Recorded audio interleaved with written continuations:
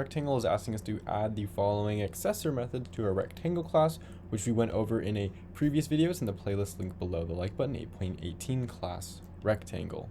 So we're adding these two methods and we want to return whether the given points or coordinates lie inside the bounds of our rectangle. So the edges are included. So that means like if we have 2y, 8, and 10, we want to return true for any point that's passed in or coordinates that are passed in that's between 2, 5, and then add this to the height and width, which will give us 10 and 15, and this is inclusive. So we're going to be dealing with a statement here that's a case statement. We are going to have to check with an AND condition for all of these because it has to be inside all of it, right? Let's do this with a single line, return. And the next method, I'm going to show you how to do the same code, how to reuse the same code that's in here just by adding two small lines. So we want to return everything inside of here. And we want to first test if our coordinate x is greater than the x given here, greater than or equal to. So we'll do this dot x, which is going to get the field value from our rectangle class, which we made. It's going to get this one. If this dot x is less than or equal to 2, or not 2, sorry, x, that's great.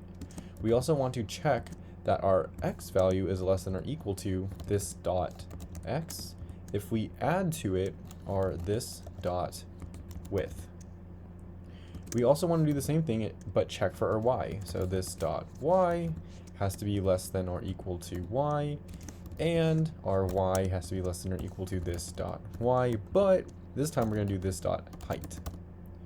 So that should be good for that one. Let's take this and paste it down here and do what I promised. We're going to just be adding maybe even one line more. So we have a point passed in here, right? And with our points, we know that for the point class, we have x and y values. Well, what we can do here is make two int values called x and y. Int x is equal to, and we'll set this to our p.getX. So we're using accessor method to get the x value in here. And then we're going to do the same thing for y. Let's just do it on the same line, like I said. So y is equal to p.getY. And let's change this comma to a dot. And that should be good.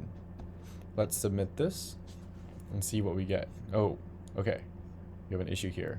We need a comma separating these two if you're going to have multiple on the same line. So that should be good. We passed 4 out of 4 tests. If you have any questions, as always, leave them in the comments below. That's exercise 8.20, which is contains rectangle.